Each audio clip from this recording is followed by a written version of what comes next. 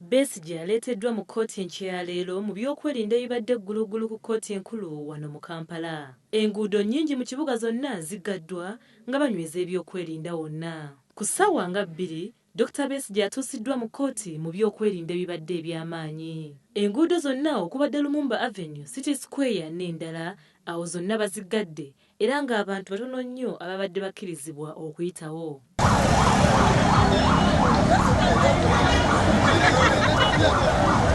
Okuwulira omusango guno okukoleddwa mu by'okwerinda ebibadde eby'amaanyi ng'omuduumizi wa poliisi eya CPS Aaron Baguma y'abadde aduumira byonna.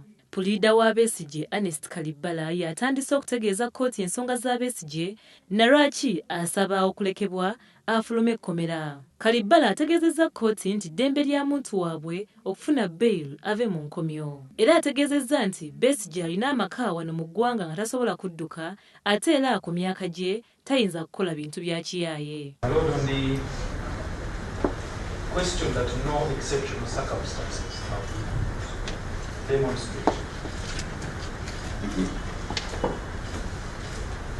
Section 15(3)(c)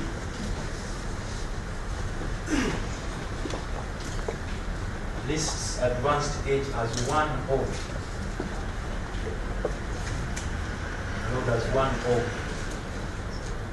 the grounds that satisfy the meaning of exceptional circumstances.